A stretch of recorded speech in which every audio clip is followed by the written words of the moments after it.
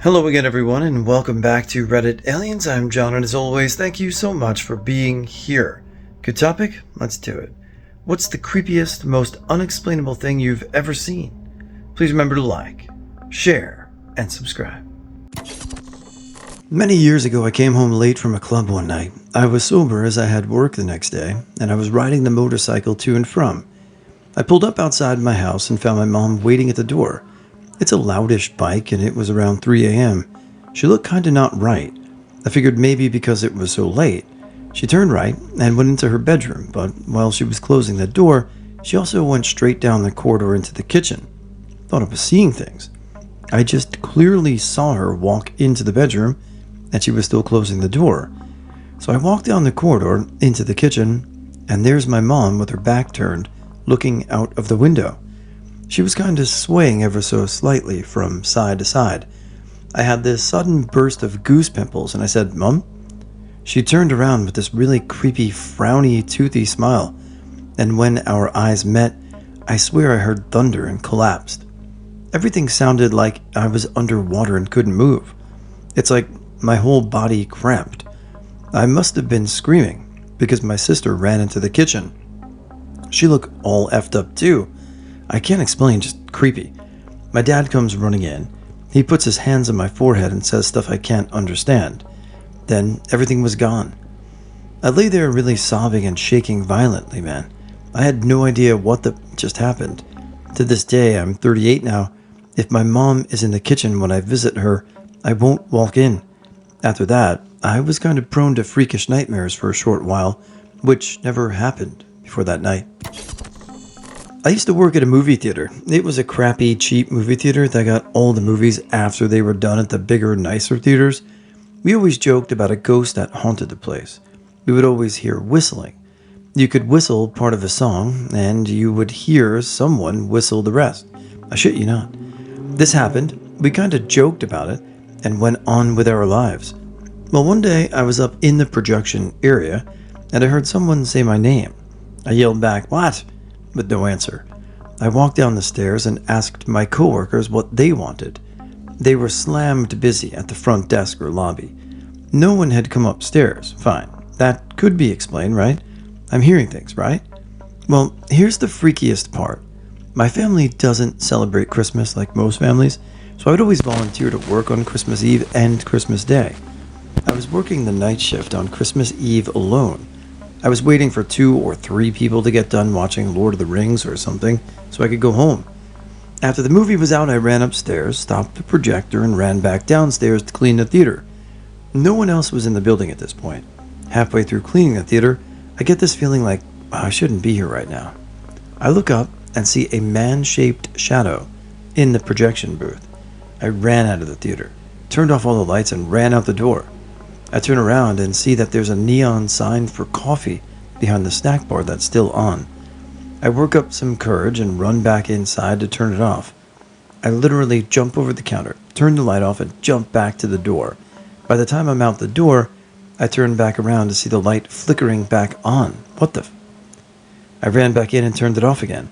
I turn to my right and see a flash of light come from the middle of the dark lobby. I turned, ran, and never looked back. I used to work at a movie theater. It was a crappy, cheap movie theater that got all the movies after they were done at the bigger, nicer theaters. We always joked about a ghost that haunted the place. We would always hear whistling. You could whistle part of a song, and you would hear someone whistle the rest. I shit you not. This happened. We kind of joked about it and went on with our lives. Well, one day I was up in the projection area, and I heard someone say my name. I yelled back, "What?" with no answer. I walked down the stairs and asked my coworkers what they wanted. They were slammed busy at the front desk or lobby.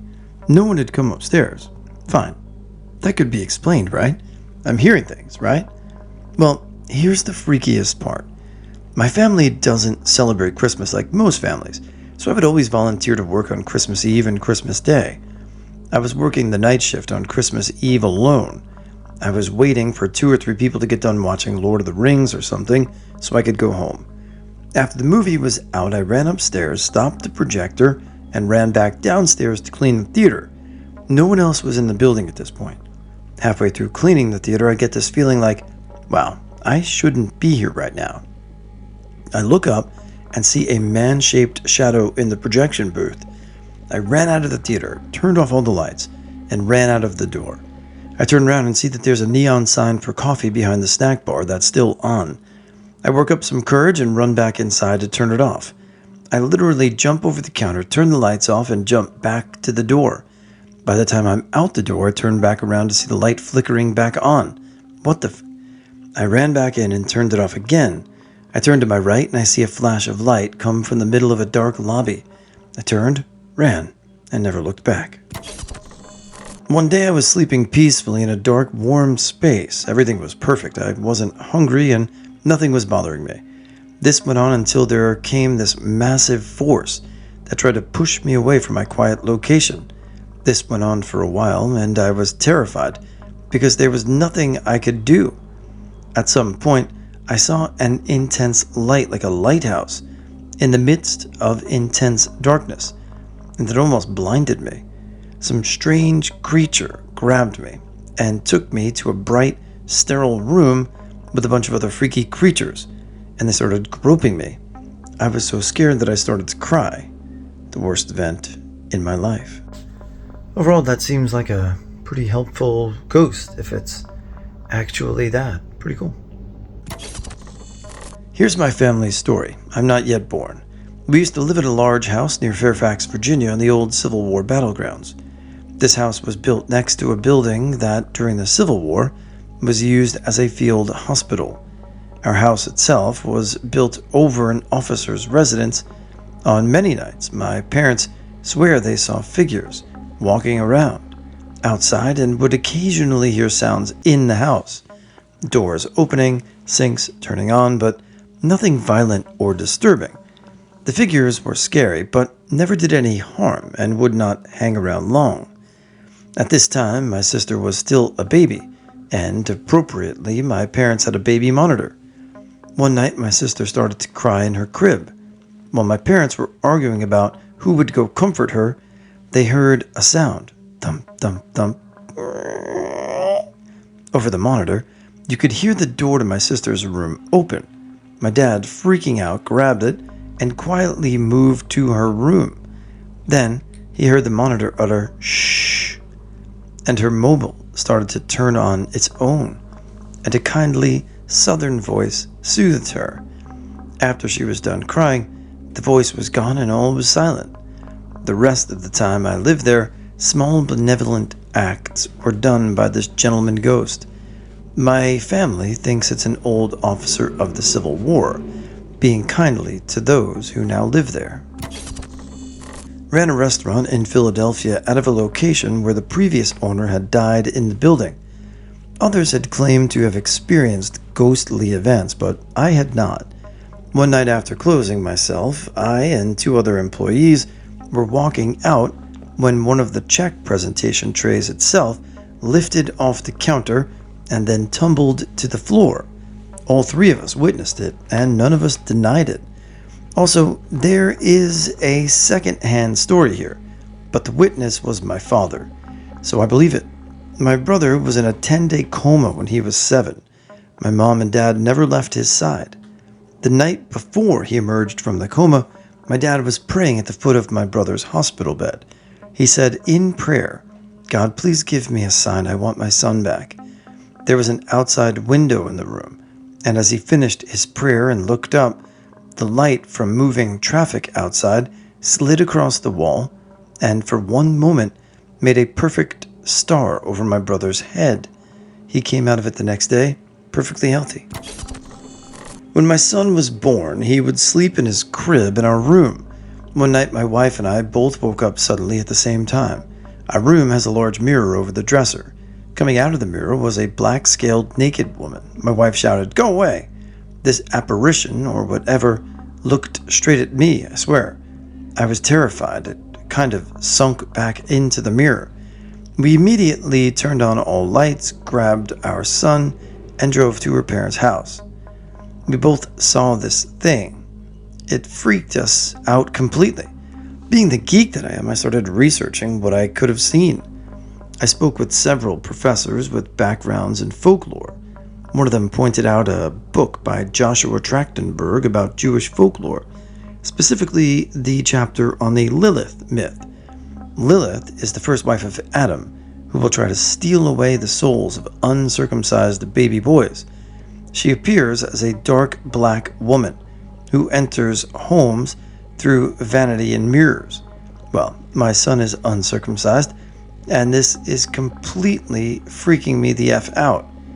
To protect against Lilith, you ask the three angels, Senoi, Sansenoi, and Semengolf, who were sent by God to retrieve her for Adam to protect your son from her, from that night with an image depicting the angels. I guess being scared shitless can't make you believe in some things you wouldn't ordinarily believe in. When my dad died, my brothers, my mom, and I were all there. As he was in the process of his last agonal respirations, we knew time was short. He took his last one at 12:04 Central Standard Time on January 6th, 2003. What I saw rise up from his chest I cannot explain. Some white translucent something floated, rose, or drifted from his body. It was like watching a helium balloon take flight in a wind that really had no specific direction. No one else seemed to see it. He visits me in my dreams now, telling me things are fine. I was 18 years old, recently graduated high school, and was waiting for a date for basic training. I spent a bunch of time with a friend I've known for the past 5 years, we'll call him Gus. Gus was a really funny and smart guy, but he had a lot of issues at home with his parents. We used to go play trivia together at a local restaurant and hang out for a bit. After one of these outings, I noticed he was visibly shaken and not acting like himself. He wouldn't tell me what was wrong, but insisted we'd meet next week and quickly left, leaving me confused. Next week, at the same time, I finally got Gus to talk about what was bothering him. He told me the past few years he'd been having dreams where a little girl named Emily, whom he described as pale, with long, straight black hair no more than 9, would appear and hurt him, or just scare the shit out of him. What freaked him out so bad the week prior was that he then started seeing her while he was awake. She'd follow him around and whisper things into his ear. I asked him if he had been doing any drugs at first, which he denied, but then let me know he did smoke pot, but nothing else. He clearly had a big issue with telling anyone this, but didn't know what to do about it, as she was bothering him more and more lately.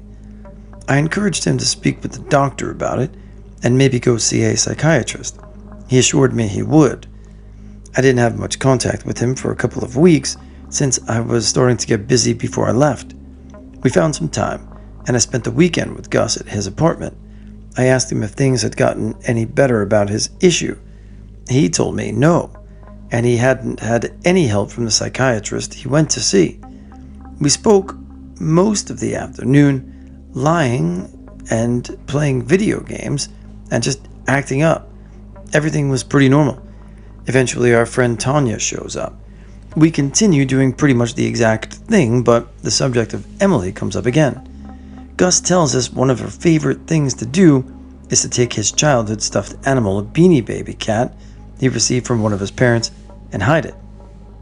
He couldn't find it anywhere and asked us to help.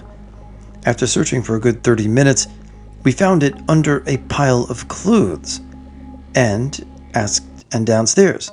I kind of roll my eyes at him, thinking he was just playing a joke, but he insists he never takes it downstairs. We decide we're hungry while talking about this and make plans to leave for food.